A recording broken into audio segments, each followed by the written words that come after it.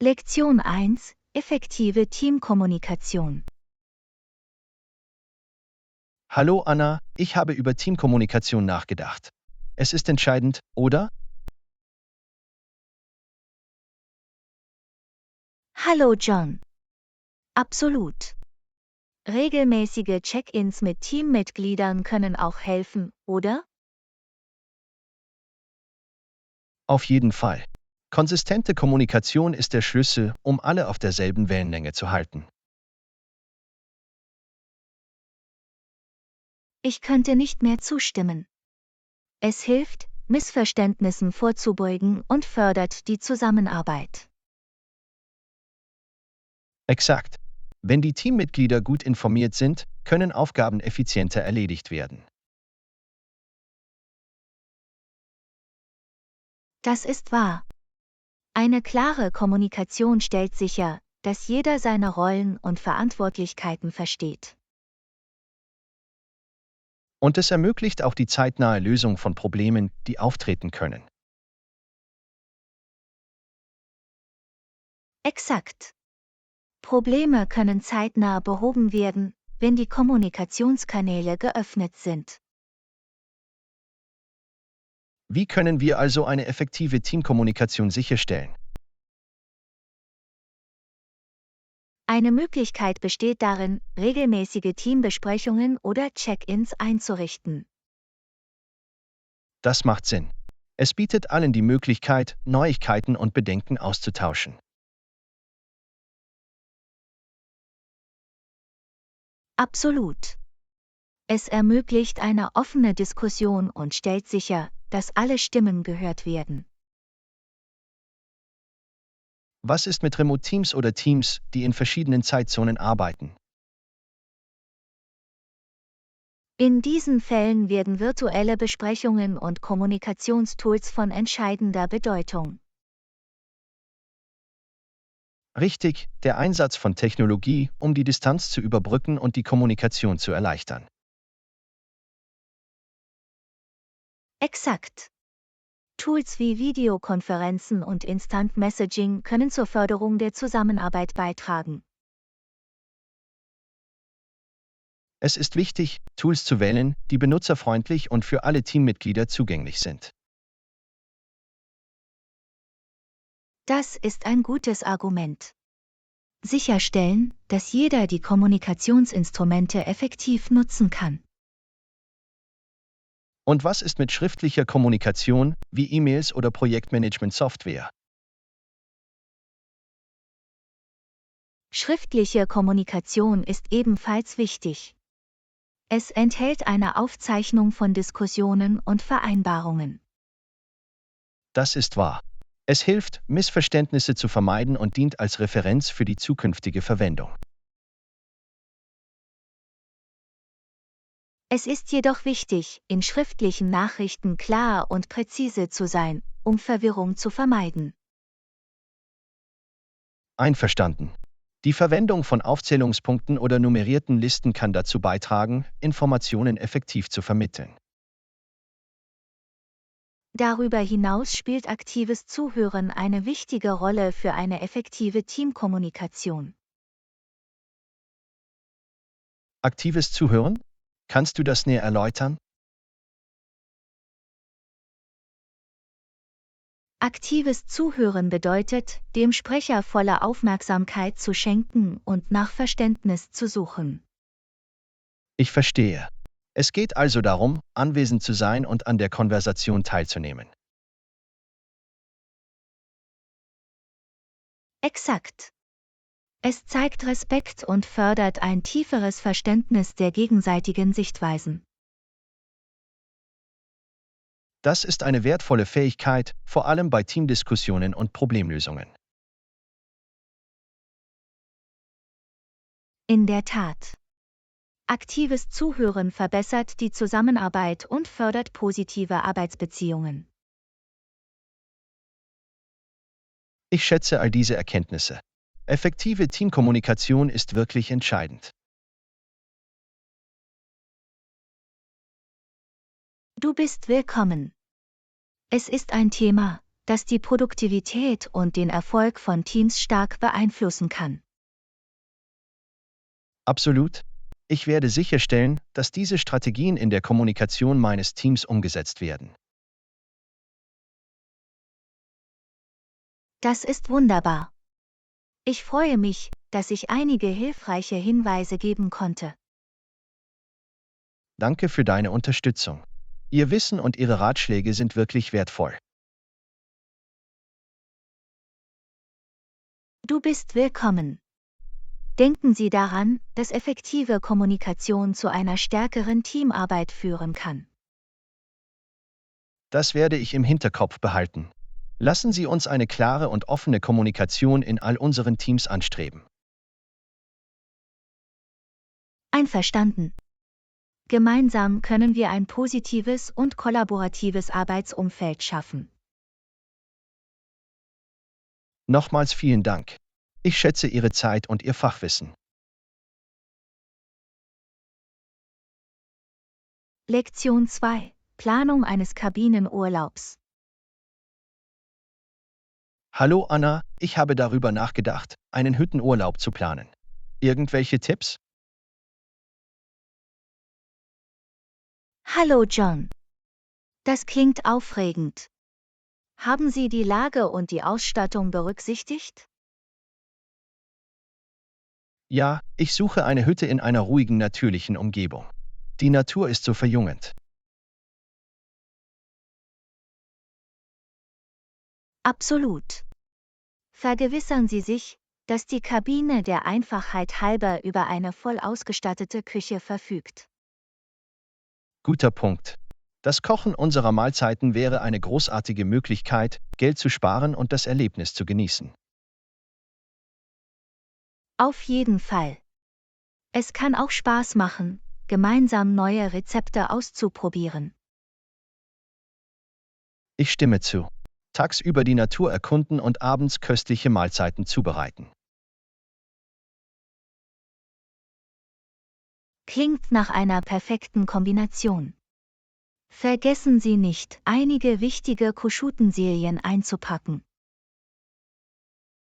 Richtig, wir benötigen Töpfe, Pfannen und grundlegende Küchenutensilien, um unsere Mahlzeiten zuzubereiten.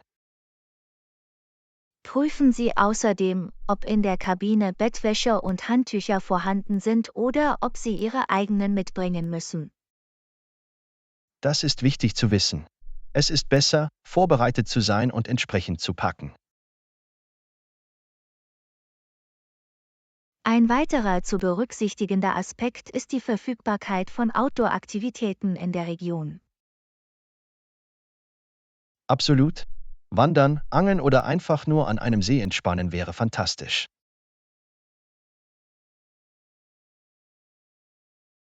Informieren Sie sich über die Attraktionen in der Umgebung und planen Sie Aktivitäten, die Ihnen beiden gefallen würden. Das ist eine tolle Idee. So wird sichergestellt, dass für jeden etwas dabei ist, auf das er sich freuen kann. Und vergessen Sie nicht, angemessene Kleidung und Schuhe für Outdoor-Aktivitäten einzupacken. Richtige, bequeme Schuhe und wettergerechte Kleidung sind unerlässlich. Prüfen Sie auch, ob für die Kabine bestimmte Regeln oder Einschränkungen gelten, zum Beispiel Richtlinien für Haustiere. Guter Punkt. Wir wollen keine Überraschungen oder Einschränkungen während unseres Aufenthalts. Schließlich sollten Sie die Kabine rechtzeitig buchen, um sich Ihre bevorzugten Termine zu sichern. Ja, die Verfügbarkeit kann begrenzt sein, insbesondere in der Hauptreisezeit. Exakt. Eine vorausschauende Planung gibt Ihnen Sicherheit und sorgt für einen reibungslosen Urlaub. Ich schätze all diese Tipps. Das wird die Planung unseres Kabinenurlaubs viel einfacher machen. Du bist willkommen. Ich freue mich, dass ich helfen konnte.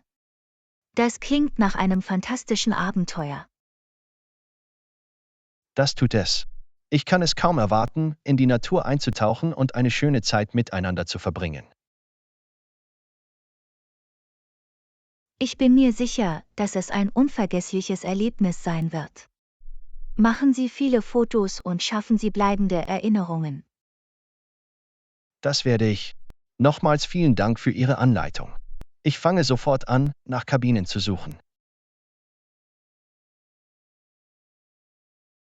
Lektion 3: Meilensteine feiern. Hallo Anna, weißt du was? Ich habe gerade einen wichtigen Meilenstein erreicht. Das ist fantastisch. Herzlichen Glückwunsch. Was hast du erreicht?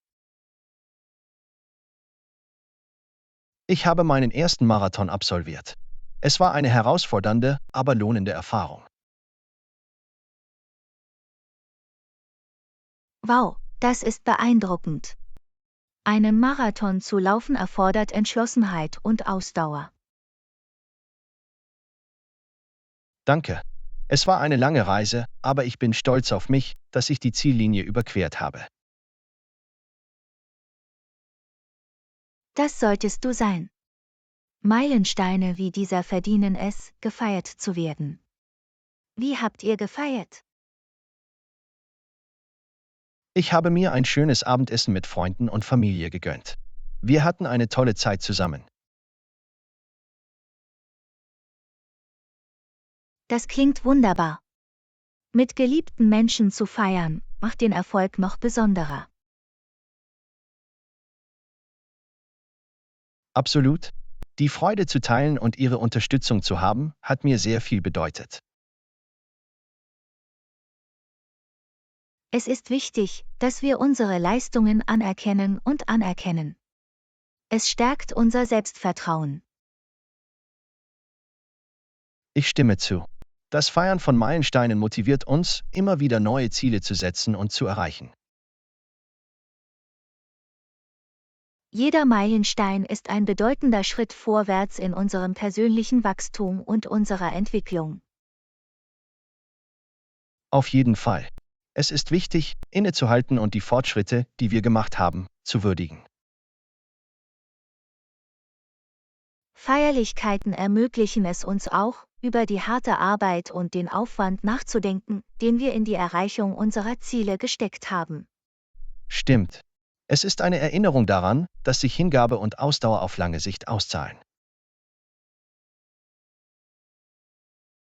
Absolut.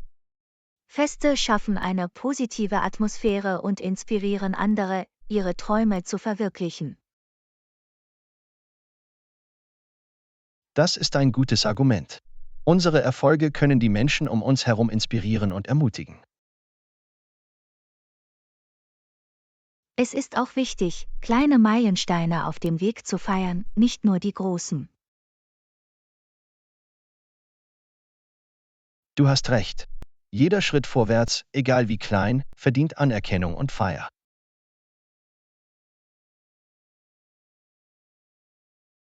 Es motiviert uns und gibt uns Energie, um unsere Reise fortzusetzen. Exakt. Feierlichkeiten erinnern uns an unsere Fortschritte und daran, wie weit wir gekommen sind. Sie bieten auch die Möglichkeit, sich neue Ziele zu setzen und sich auf die Zukunft zu freuen. Das Feiern von Meilensteinen ist eine Möglichkeit, unser Wachstum anzuerkennen und uns neuen Herausforderungen zu stellen. Absolut. Es ist eine Gelegenheit, die Reise und die Lektionen, die wir dabei gelernt haben, zu schätzen. Ich könnte nicht mehr zustimmen. Meilensteine sollten gefeiert und geschätzt werden. Sie sind Zeichen unserer Erfolge und erinnern an unser Potenzial. Vielen Dank, dass Sie an meiner Begeisterung teilhaben und mich daran erinnert haben, wie wichtig Feste sind. Lektion 4: Pläne für ein Mittagsbuffet. Hallo Anna, ich wollte die Mittagsarrangements für die Teilnehmer besprechen. Hallo. Klar, was sind deine Gedanken zur Speisekarte? Ich dachte an ein Mittagsbuffet. Es bietet eine Vielzahl von Optionen für jeden.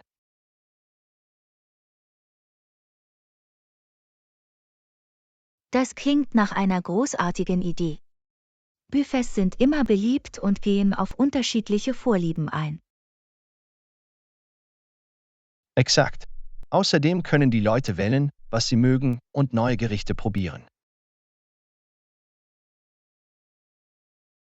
Ich stimme zu. Es ist auch eine fantastische Möglichkeit, unterschiedlichen diätetischen Einschränkungen Rechnung zu tragen. Auf jeden Fall. Wir möchten, dass jeder sein Essen ohne Einschränkungen genießen kann. Haben Sie bestimmte Küchen für das Buffet in Betracht gezogen?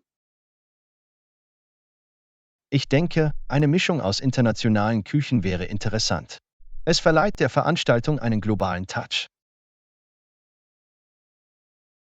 Das ist ein brillanter Vorschlag.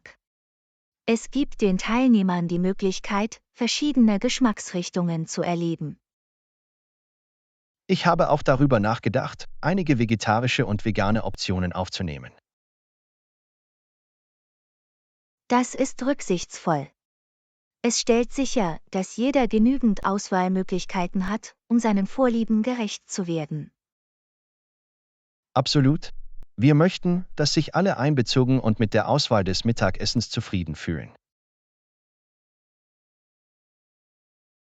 Sollten wir auch Dessertoptionen einbeziehen? Natürlich. Desserts sind ein Muss. Sie verleihen dem Essen einen herrlichen Abschluss.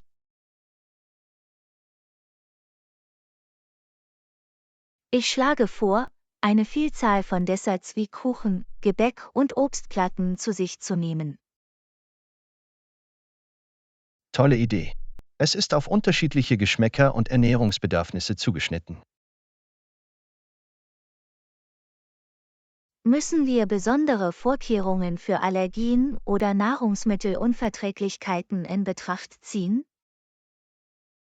Ja, wir sollten die Teilnehmer auf jeden Fall bitten, uns über spezielle Ernährungsbedürfnisse zu informieren. Auf diese Weise können wir sicherstellen, dass wir für jeden die passenden Optionen zur Verfügung haben. Einverstanden. Wir möchten, dass alle das Mittagessen ohne Sorgen genießen können. Sollen wir Essensstationen einrichten oder Server für das Buffet haben? Ich denke, Server zu haben wäre besser organisiert. Es verhindert eine Überbelegung und sorgt für einen reibungslosen Service. Das macht Sinn. Es ermöglicht den Teilnehmern auch, sich auf ihr Essen und Networking zu konzentrieren. Exakt. Wir möchten, dass das Mittagessen angenehm und problemlos ist.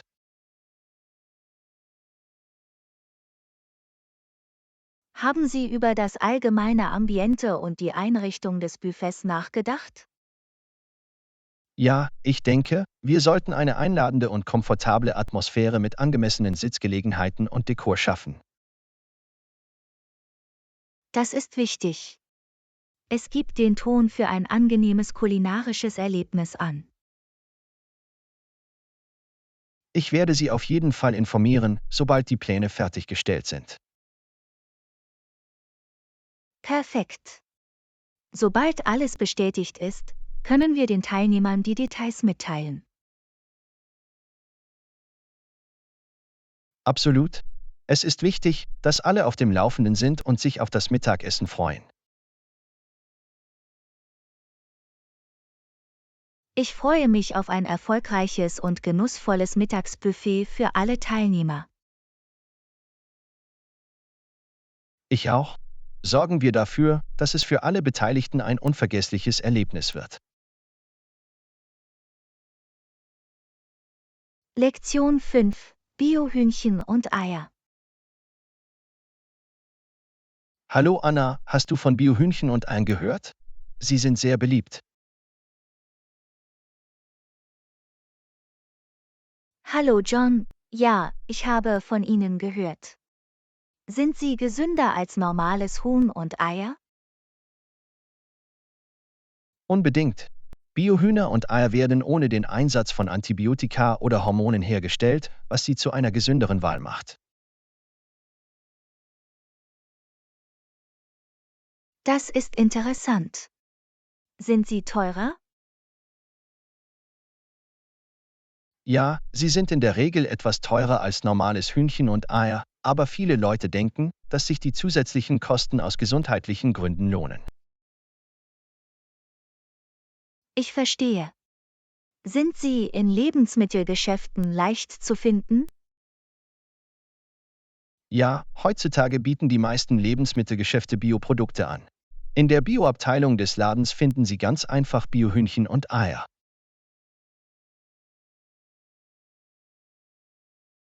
Das ist praktisch. Gibt es bestimmte Etiketten, auf die Sie beim Kauf von Biohühnchen und Eiern achten sollten? Ja, Sie sollten nach Etiketten wie aus kontrolliert biologischem Anbau oder Osterbio Ausschau halten, um sicherzustellen, dass die Produkte den Biostandards entsprechen. Gut zu wissen. Kannst du den Unterschied zwischen biologischem und normalem Hühnchen und Eiern schmecken? Manche Leute behaupten, sie könnten einen Unterschied schmecken, aber das hängt wirklich von den persönlichen Vorlieben ab. Der Hauptvorteil ist die Gewissheit, dass Sie Lebensmittel konsumieren, die ohne schädliche Chemikalien hergestellt wurden. Ich verstehe. Gibt es noch andere Vorteile bei der Auswahl von Biohühnchen und Eiern? Ja, der ökologische Landbau ist nicht nur gesünder, sondern auch besser für die Umwelt. Sie fördern eine nachhaltige Landwirtschaft und den Tierschutz.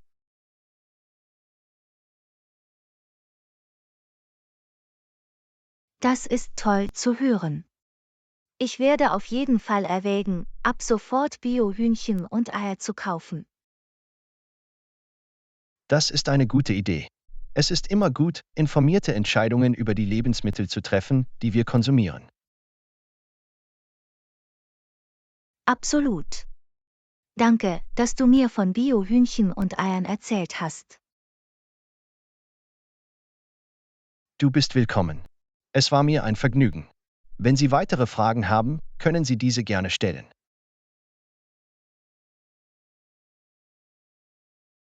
Lektion 6: Künstlerisches Abenteuer.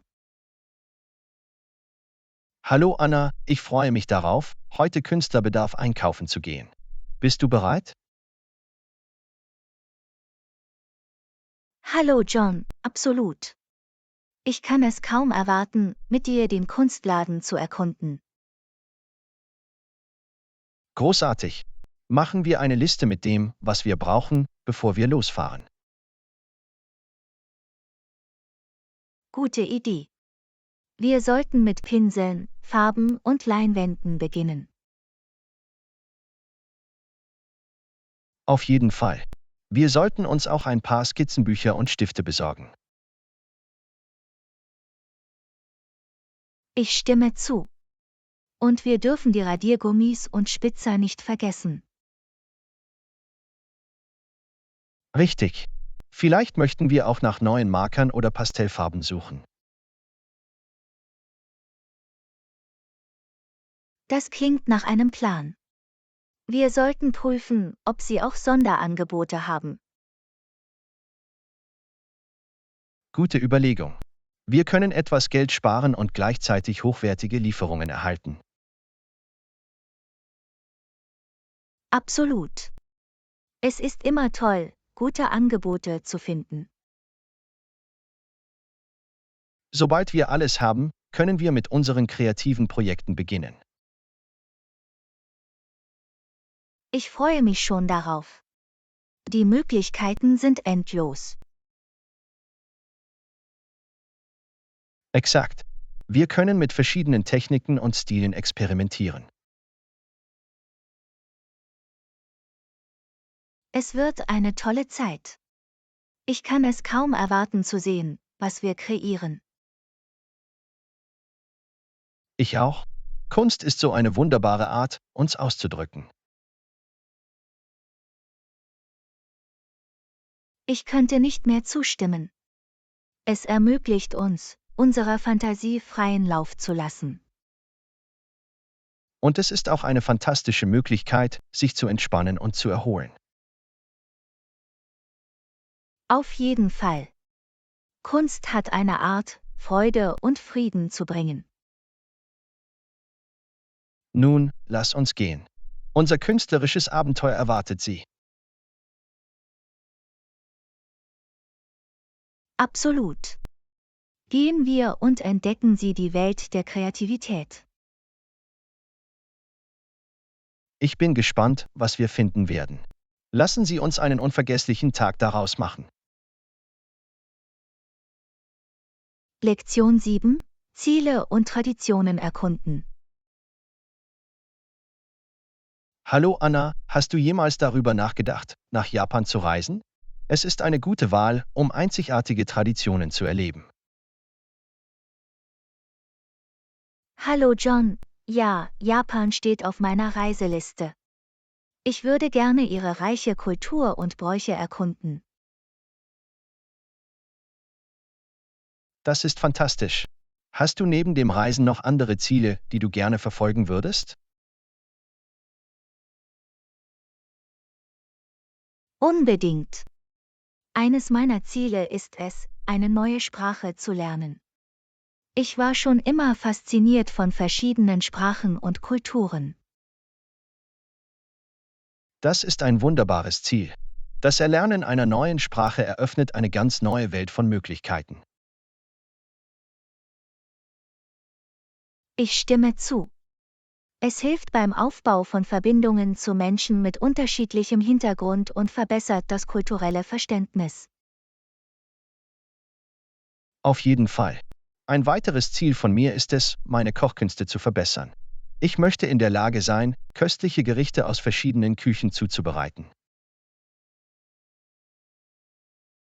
Das ist ein fantastisches Tor. Kochen ist eine großartige Möglichkeit, verschiedene Geschmacksrichtungen zu entdecken und ihr kulinarisches Repertoire zu erweitern. Ich danke dir. Ich glaube, es ist wichtig, sich kontinuierlich Ziele zu setzen und uns selbst herauszufordern, zu wachsen.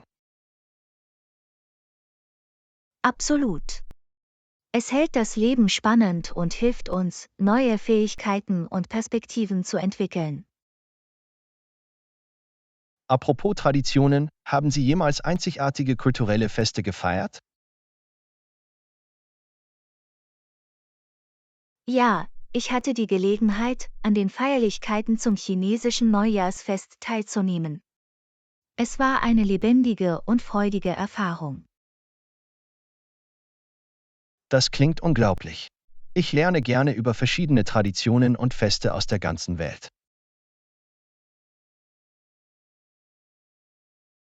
Es ist faszinierend zu sehen, wie Menschen zusammenkommen, um ihr Erbe zu ehren und ihre Bräuche zu feiern. In der Tat. Traditionen spielen eine wichtige Rolle bei der Bewahrung der kulturellen Identität und der Weitergabe von Werten über Generationen hinweg. Absolut. Sie vermitteln ein Gefühl der Zugehörigkeit und verbinden uns mit unseren Wurzeln. Ich denke, es ist wichtig, die Traditionen verschiedener Kulturen anzunehmen und zu respektieren, auch wenn sie sich von unseren eigenen unterscheiden. Ich könnte nicht mehr zustimmen. Nur wenn wir Vielfalt verstehen und wertschätzen, können wir Einheit und Harmonie fördern. Gut gesagt. Lassen Sie uns weiterhin neue Ziele erkunden und mehr über die Traditionen erfahren, die unsere Welt so reich und vielfältig machen. Absolut. Das Leben ist eine wunderbare Reise des Wachstums und der Entdeckung. Machen wir das Beste daraus. Vielen Dank für dieses inspirierende Gespräch. Ich freue mich immer über unsere Diskussionen. Lektion 8: Teilnahme an einer Konferenz. Hallo Anna, ich habe kürzlich an einer Konferenz über Technologietrends teilgenommen. Es war ziemlich informativ. Werden Sie in Zukunft mehr Konferenzen besuchen? Hallo. Ja, ich denke, die Teilnahme an Konferenzen ist eine großartige Möglichkeit, auf dem Laufenden zu bleiben und von Branchenexperten zu lernen. Es lohnt sich auf jeden Fall. Absolut. Konferenzen bieten wertvolle Einblicke und Netzwerkmöglichkeiten. Ich komme immer inspiriert und motiviert zurück.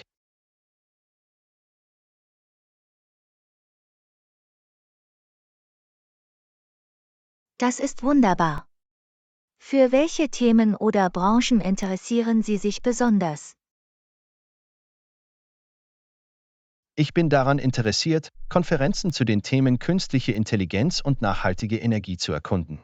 Es handelt sich um Bereiche, die sich schnell entwickeln.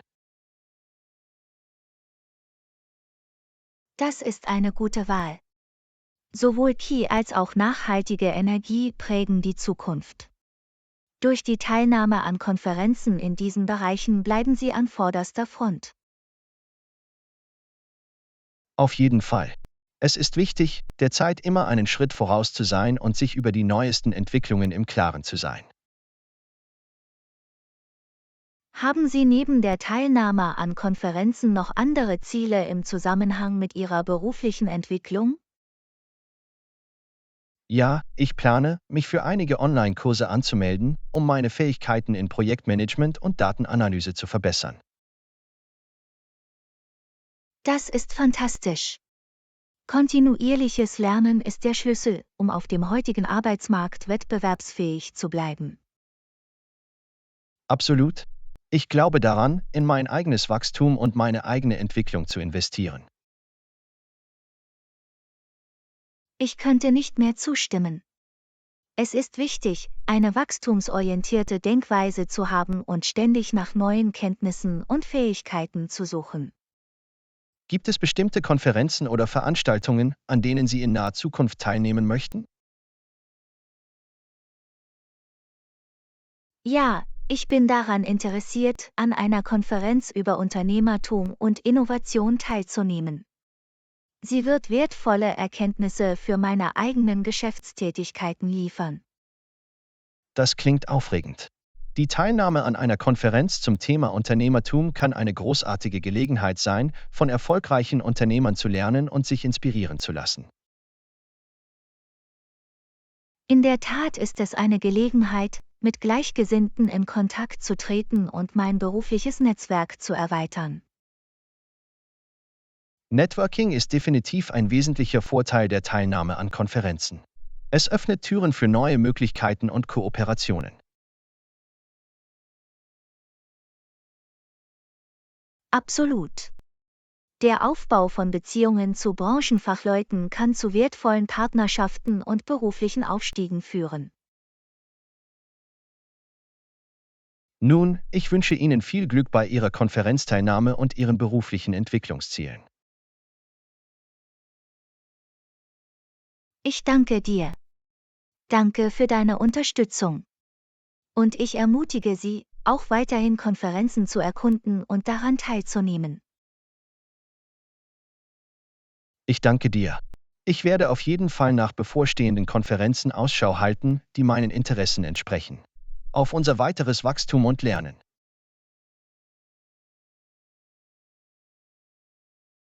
Lektion 9: Erkunden Sie die lokale Küche. Hallo Anna, ich habe gerade von diesem neuen Restaurant in der Stadt erfahren. Es soll tolles Essen geben. Hast du davon gehört?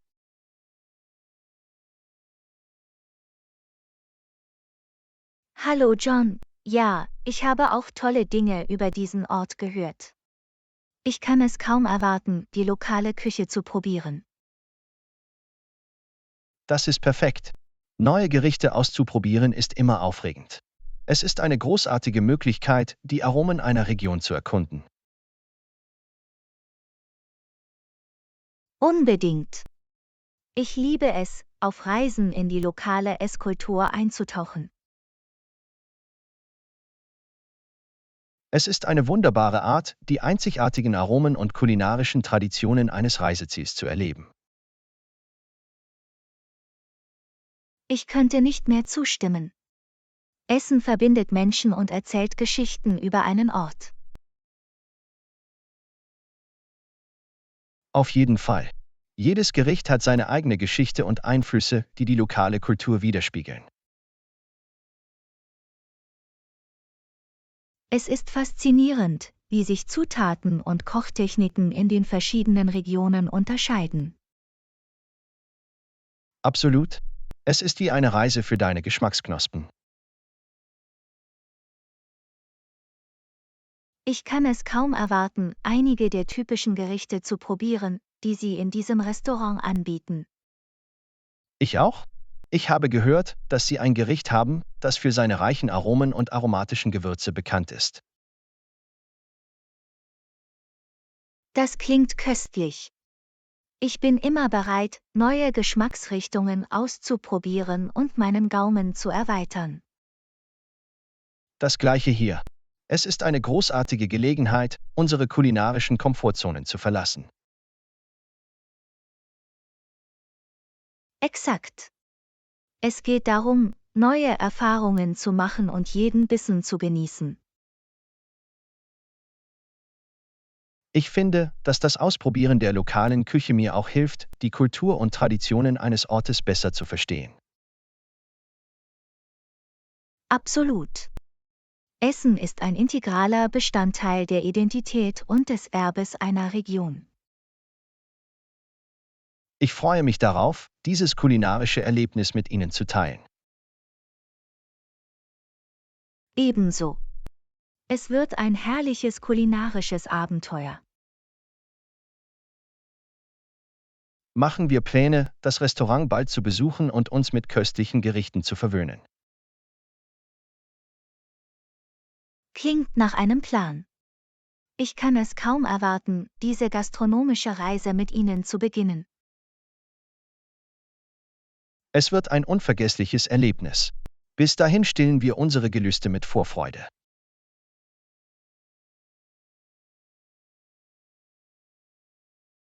Einverstanden. Lass den Countdown für unser kulinarisches Abenteuer beginnen. In der Tat. Machen wir uns bereit, unsere Geschmacksknospen zu verwöhnen. Wir sehen uns bald. Lektion 10: Gesunde Gewohnheiten. Hallo Anna, ich fühle mich in letzter Zeit etwas müde. Ich denke, ich muss einige Änderungen an meinem Lebensstil vornehmen. Hallo. Es ist wichtig, auf Ihre Gesundheit zu achten. Welche Änderungen möchten Sie vornehmen? Ich werde versuchen, meine Ernährung zu verbessern und mehr Wasser zu trinken. Ich habe gehört, dass es hilft, das Energieniveau zu steigern, wenn man hydratisiert bleibt. Das ist ein toller Plan. Eine ausgewogene Ernährung und das Trinken von ausreichend Wasser können einen großen Unterschied darin machen, wie Sie sich fühlen. Ich stimme zu. Ich muss weniger verarbeitete Lebensmittel verwenden und mehr Obst und Gemüse in meine Mahlzeiten integrieren. Wenn Sie mehr Obst und Gemüse hinzufügen, erhalten Sie wichtige Nährstoffe und fühlen sich den ganzen Tag über mit Energie versorgt. Absolut. Ich möchte auch meinen Konsum zuckerhaltiger Getränke reduzieren und mich stattdessen für Wasser oder Kräutertee entscheiden. Das ist ein kluger Schachzug. Zuckerhaltige Getränke können zu Energieeinbrüchen führen, während Wasser und Kräutertee sie ohne Zuckerzusatz hydratisieren. Flüssigkeitszufuhr ist besonders in diesen heißen Sommermonaten von entscheidender Bedeutung. Ich muss mich bewusst bemühen, mehr Wasser zu trinken. Es ist leicht zu vergessen, aber das Mitnehmen einer Wasserflasche kann als Erinnerung daran dienen, den ganzen Tag über ausreichend Flüssigkeit zu sich zu nehmen. Das ist eine gute Idee. Ich sollte bei der Arbeit eine Wasserflasche auf meinem Schreibtisch haben und eine mitnehmen, wenn ich unterwegs bin. Auf diese Weise haben Sie leichten Zugang zu Wasser und es ist wahrscheinlicher, dass Sie es regelmäßig trinken. Absolut. Kleine Veränderungen wie diese können große Auswirkungen auf die allgemeine Gesundheit und das Wohlbefinden haben. Ich könnte nicht mehr zustimmen. Die Pflege unseres Körpers ist für ein ausgeglichenes und erfülltes Leben unerlässlich. Neben der Verbesserung meiner Ernährung und Flüssigkeitszufuhr möchte ich auch regelmäßige Bewegung in meine Routine integrieren. Das ist ein fantastisches Tor. Bewegung steigert nicht nur die Energie, sondern fördert auch das körperliche und geistige Wohlbefinden. Ich denke darüber nach, mit leichten Übungen wie Gehen zu beginnen und die Intensität schrittweise zu erhöhen. Das ist ein großartiger Ansatz. Es ist wichtig, langsam anzufangen und auf Ihren Körper zu hören, um Verletzungen vorzubeugen und eine nachhaltige Trainingsroutine aufzubauen. Ich freue mich darauf, diese Änderungen vorzunehmen und zu sehen, wie sie sich positiv auf mein Energieniveau und meine allgemeine Gesundheit auswirken. Ich bin sicher, Sie werden einen Unterschied bemerken. Denken Sie daran, dass kleine Schritte zu erheblichen Verbesserungen führen können. Danke für deine Unterstützung. Auf unserer Reise zu gesünderen Gewohnheiten und einem pulsierenden Leben. Lektion 11: Neue Kulturen erkunden. Hallo Anna, ich habe kürzlich eine Reise in ein fremdes Land gemacht und einige interessante Erfahrungen gemacht. Hallo John. Reisen an neue Orte kann ein ziemliches Abenteuer sein. Was ist dir am meisten aufgefallen? Nun, auf jeden Fall die Sprachbarrieren. Manchmal war es schwierig, mit den Einheimischen zu kommunizieren. Sprache kann eine Herausforderung sein, aber sie ist auch eine Gelegenheit, zu lernen und sich anzupassen. Wie hast du es geschafft? Ich habe vor meiner Reise versucht, ein paar grundlegende Sätze zu lernen, was bei einfachen Interaktionen wie der Bestellung von Essen oder der Frage nach dem Weg geholfen hat. Das ist ein kluger Ansatz. Es zeigt Respekt vor der lokalen Kultur und erhöht die Bereitschaft der Menschen, zu helfen. Absolut. Und selbst wenn ich nicht mündlich kommunizieren konnte, stellte ich fest, dass Gesten und Körpersprache immer noch Bedeutung vermitteln konnten. Nonverbale Kommunikation ist in der Tat mächtig. Es ist erstaunlich, wie viel wir ausdrücken können, ohne Worte zu benutzen. Ich stimme zu. Es hat mich dazu gebracht, die universellen Aspekte der menschlichen Verbindung und des Verständnisses zu schätzen. Sind Sie auf Ihrer Reise auf kulturelle Unterschiede gestoßen, die Sie überrascht haben? Ja, es gab ein paar Bräuche, die ganz anders waren, als ich es gewohnt bin. Zum Beispiel das Ausziehen der Schuhe, bevor man Häuser oder Tempel betritt. Diese kulturellen Praktiken können faszinierend sein. Es ist wichtig, sich der lokalen Gepflogenheiten bewusst zu sein und sie zu respektieren, wenn Sie einen neuen Ort besuchen. Absolut. Das alles ist Teil der Lernerfahrung und die Einbeziehung verschiedener Lebensweisen.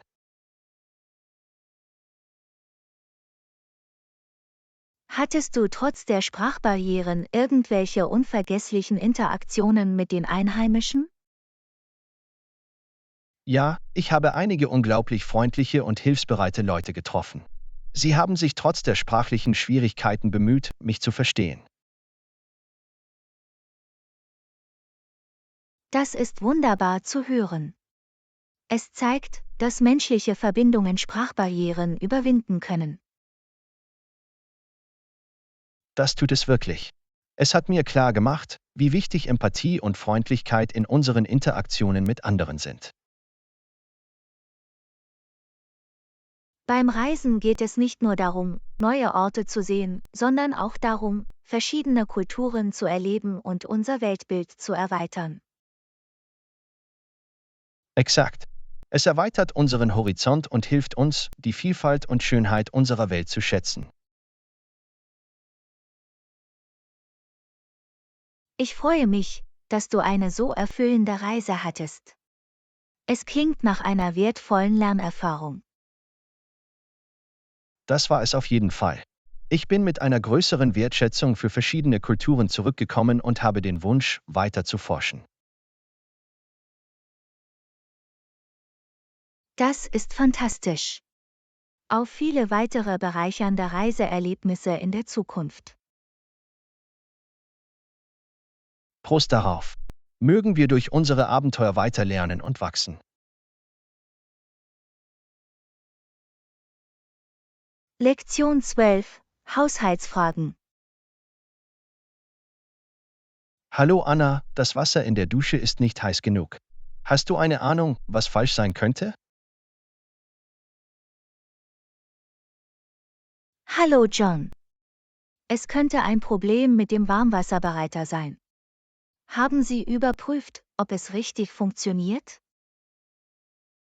Ja, ich habe versucht, die Temperatureinstellungen am Warmwasserbereiter anzupassen, aber es scheint keinen Unterschied zu machen. Was sollten wir tun? Es tut mir leid, das zu hören.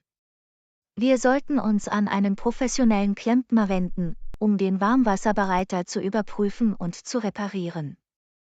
Sie werden in der Lage sein, das Problem genau Das zu klingt nach einem guten diagnostizieren. Plan. Ich suche nach einem zuverlässigen Klempner in unserer Nähe. Haben Sie irgendwelche Empfehlungen?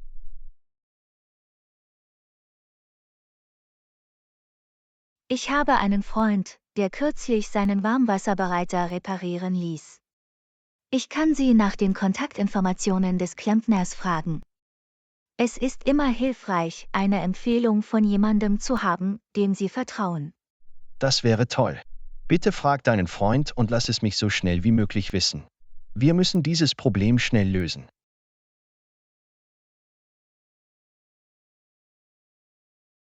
Ich verstehe.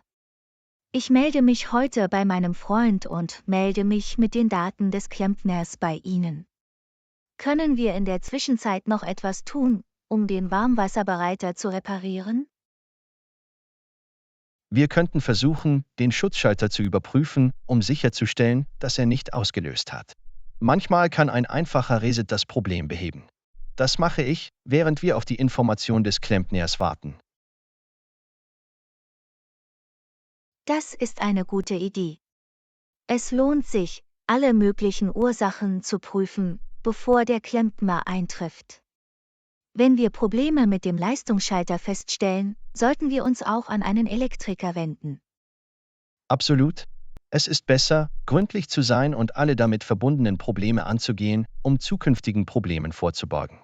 Vielen Dank für Ihre Hilfe und dafür, dass Sie sich an Ihren Freund gewandt haben. Lektion 13: Vorteile des Wanderns mit einem Begleiter. Hallo Anna, ich habe darüber nachgedacht, dieses Wochenende wandern zu gehen. Möchtest du zu mir kommen? Hallo John. Das klingt nach einer großartigen Idee. Wandern macht in Gesellschaft immer mehr Spaß. Ich würde mich dir gerne anschließen. Hervorragend. Es ist immer schön, jemanden zum Reden zu haben, während man die Natur erkundet. Außerdem ist es sicherer, zu zweit oder in Gruppen zu wandern. Definitiv. Ein Begleiter bietet ein zusätzliches Maß an Sicherheit, insbesondere auf unbekannten oder abgelegenen Wanderwegen. Es ist wichtig, aufeinander aufzupassen. Absolut. Es ist beruhigend zu wissen, dass jemand da ist, der uns hilft, wenn wir auf dem Trail auf Herausforderungen stoßen. Wir können uns aufeinander verlassen, wenn es um Unterstützung geht. Das ist wahr. Es ist auch eine großartige Gelegenheit, unsere Wandererlebnisse zu teilen und Tipps oder Empfehlungen für zukünftige Wanderungen auszutauschen. Ich stimme voll und ganz zu. Wir können über unsere Lieblingswandergebiete und Ausrüstung sprechen und sogar Geschichten über unvergessliche Wanderungen austauschen, auf denen wir teilgenommen haben. Das Teilen dieser Erfahrungen kann uns dazu inspirieren, neue Wege zu erkunden und versteckte Juwelen in der Natur zu entdecken. Es verleiht unseren Wanderabenteuern Spannung und Motivation. Definitiv. Außerdem kann uns ein Wanderpartner helfen, motiviert und verantwortungsbewusst zu bleiben. Wir können uns gegenseitig ermutigen, unsere Grenzen zu überschreiten und neue Höhen zu erreichen. Das ist ein gutes Argument. Manchmal, wenn wir alleine wandern, fühlen wir uns weniger motiviert oder zögern sogar, anspruchsvollere Wege zu beschreiten. Einen Begleiter zu haben, kann für den zusätzlichen Schub sorgen. Absolut. Es ist erstaunlich, wie ein unterstützender Wanderpartner unser Selbstvertrauen stärken und uns helfen kann, Hindernisse auf dem Weg zu überwinden.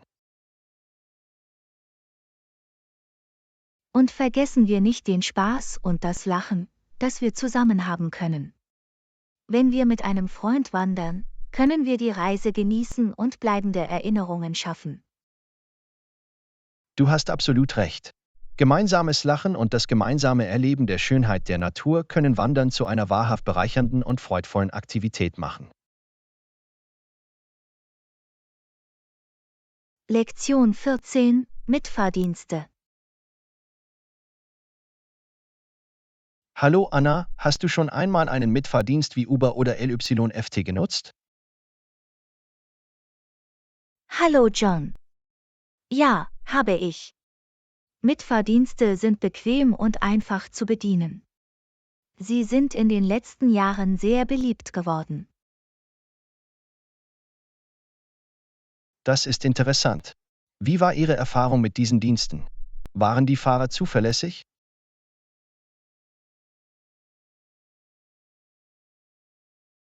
Insgesamt waren meine Erfahrungen positiv.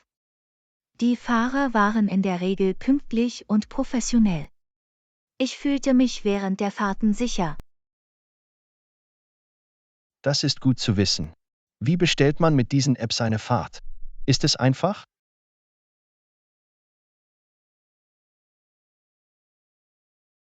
Es ist sehr einfach. Sie müssen nur die App herunterladen, ein Konto erstellen und Ihre Abhol- und Bringorte eingeben. Die App vergleicht Sie dann mit einem Fahrer in der Nähe. Das klingt praktisch. Können Sie den Standort des Fahrers verfolgen, während Sie darauf warten, dass er eintrifft? Ja, genau. Die App bietet Echtzeit-Tracking, sodass Sie den Standort des Fahrers auf der Karte sehen und wissen, wann er sich Ihrem Abholpunkt nähert. Das ist hilfreich. Und was ist mit dem Bezahlvorgang? Wird das auch über die App gemacht?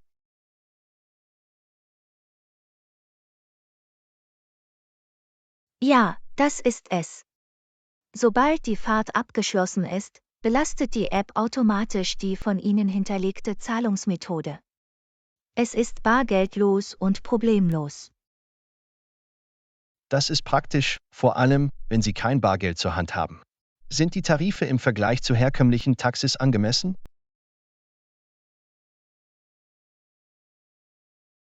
Meiner Erfahrung nach waren die Tarife wettbewerbsfähig. Manchmal kann es zu Spitzenzeiten zu leichten Preiserhöhungen kommen, aber das ist in der Regel transparent und wird im Voraus angezeigt. Das ist gut zu wissen. Ich denke, Mitfahrdienste sind eine großartige Alternative zu herkömmlichen Taxis, insbesondere in Bezug auf Komfort und Benutzerfreundlichkeit. Absolut. Sie bieten eine flexible und zuverlässige Transportoption, egal ob Sie innerhalb der Stadt oder zum Flughafen reisen. Ich verstehe, warum sie so beliebt geworden sind. Es ist praktisch, eine Fahrt zur Hand zu haben, wann immer Sie sie brauchen.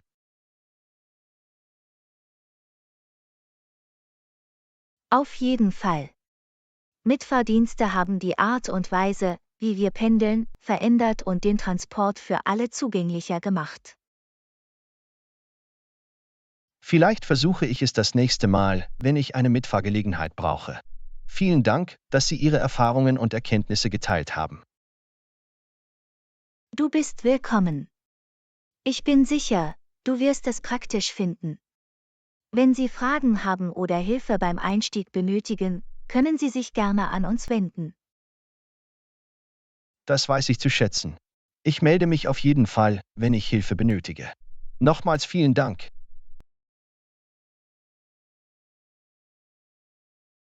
Lektion 15: Vorteile von Entspannung und persönlichen Interessen.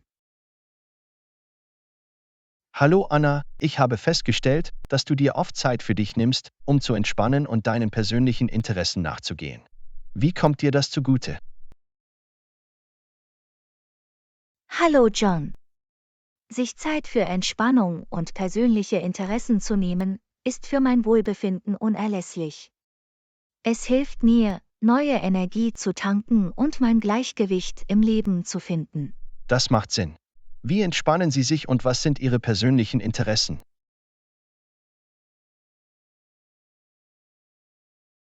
Ich mag Aktivitäten wie Lesen, Musik hören und Yoga.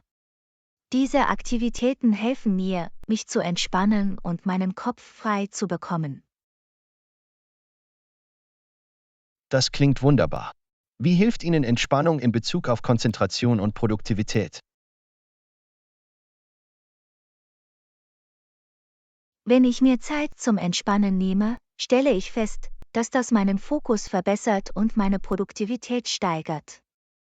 Es ermöglicht mir, neue Energie zu tanken und Aufgaben mit einer neuen Perspektive Das ist anzugehen. beeindruckend. Indem Sie also Zeit in sich selbst investieren, verbessern Sie tatsächlich Ihre Fähigkeit, Aufgaben effektiver zu erledigen.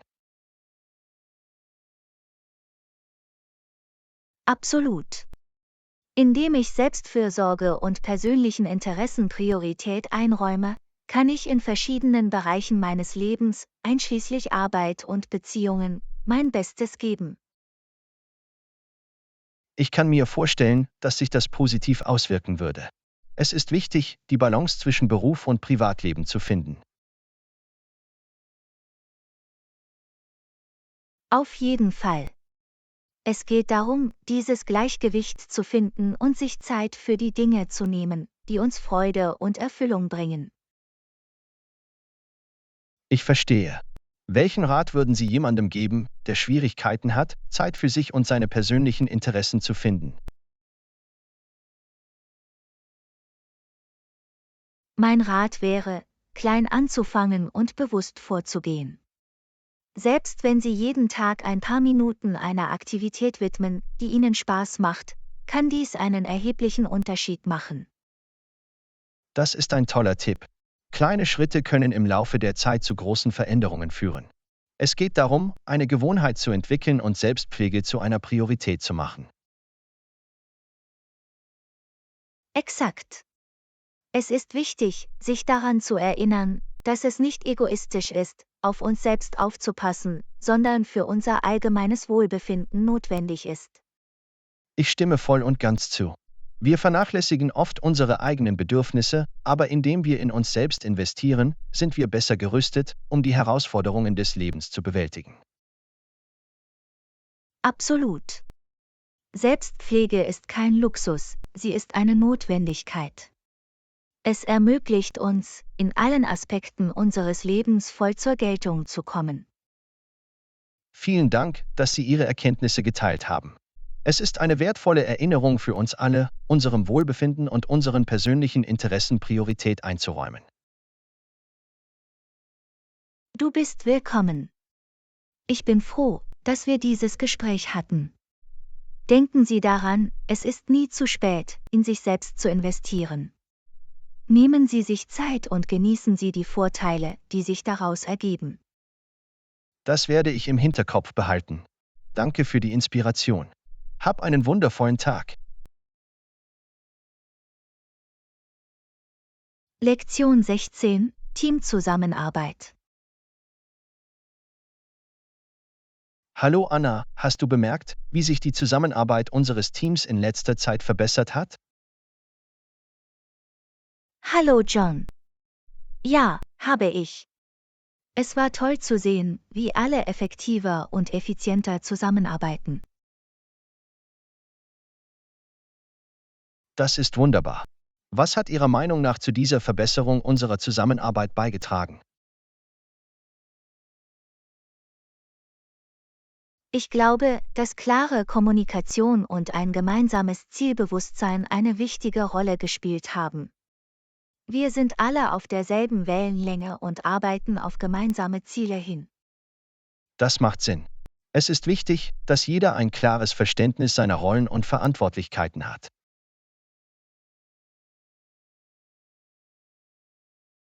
Absolut. Wenn jeder weiß, was er tun muss und wie das zum Gesamtbild beiträgt, wird die Zusammenarbeit reibungsloser. Ich stimme zu. Es ist auch wichtig, ein offenes und inklusives Umfeld zu haben, das die Zusammenarbeit und den Ideenaustausch fördert. Auf jeden Fall. Wenn sich jeder wohlfühlt, wenn er seine Gedanken und Ideen zum Ausdruck bringt, fördert das Kreativität und Zusammenarbeit. Mir ist auch aufgefallen, dass sich unser Team gegenseitig immer mehr unterstützt. Wir sind bereit zu helfen und Hilfe zu leisten, wenn nötig. Das ist wahr. Zusammenarbeit gedeiht, wenn unter den Teammitgliedern ein Gefühl der Kameradschaft und Unterstützung herrscht. Es ist beeindruckend, wie Zusammenarbeit zu einer besseren Problemlösung und Entscheidungsfindung innerhalb des Teams führen kann. Absolut. Wenn wir unsere Fähigkeiten und unser Fachwissen kombinieren, können wir innovative Lösungen finden und fundiertere Entscheidungen treffen. Zusammenarbeit hilft uns auch, voneinander zu lernen und sowohl individuell als auch als Team zu wachsen. Du hast recht. Wir können von unseren Teamkollegen neue Perspektiven, Fähigkeiten und Herangehensweisen lernen, was zu persönlicher und beruflicher Weiterentwicklung führt. Ich denke, es ist wichtig, die Bemühungen unserer Teammitglieder anzuerkennen und zu würdigen. Anerkennung steigert die Moral und motiviert zur Zusammenarbeit. Ich könnte nicht mehr zustimmen. Die Anerkennung und Würdigung der Leistungen einzelner Personen und des gesamten Teams stärkt eine positive Kultur der Zusammenarbeit. Es ist großartig zu sehen, wie unser Team zusammengekommen ist und in unserer Zusammenarbeit solche Fortschritte erzielt hat. Ich bin stolz darauf, ein Teil davon zu sein. Mir geht es genauso. Unsere verbesserte Zusammenarbeit hat unsere Arbeit angenehmer und lohnender gemacht. Es ist ein Beweis dafür, was wir erreichen können, wenn wir gemeinsam auf ein gemeinsames Ziel hinarbeiten. Ich bin gespannt, was wir in Zukunft erreichen können. Lektion 17: Reiseplanung. Hallo Anna, ich plane eine Reise. Wenn Sie Fragen haben, können Sie diese gerne stellen. Hi John, das klingt aufregend. Wo willst du hingehen? Ich erwäge ein paar Optionen, habe mich aber noch nicht entschieden. Ich bin offen für Vorschläge. Hast du darüber nachgedacht, nach welcher Art von Erfahrung du suchst? Wie ein Strandurlaub oder die Erkundung einer neuen Stadt? Ich neige dazu, eine neue Stadt zu erkunden. Ich genieße es, in verschiedene Kulturen einzutauchen und die lokale Atmosphäre zu erleben. Das ist eine gute Wahl. Wenn Sie sich für ein Reiseziel entschieden haben, reisen Sie lieber mit dem Flugzeug oder dem Zug.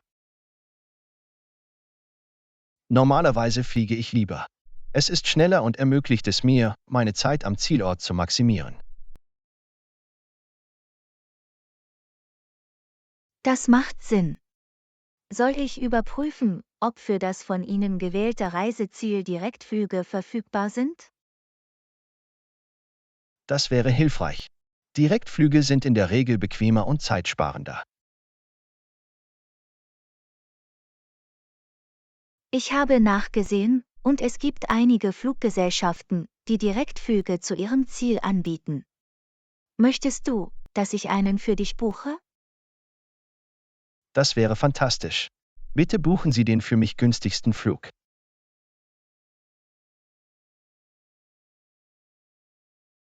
Klar, ich kümmere mich darum. Benötigen Sie Hilfe bei Hotelreservierungen oder beim Transport an Ihrem Zielort? Ja, bitte. Wenn Sie mir helfen könnten, ein zentral gelegenes Hotel mit guten Bewertungen zu finden, wäre das großartig. Und ich benötige auch einen Transport vom Flughafen.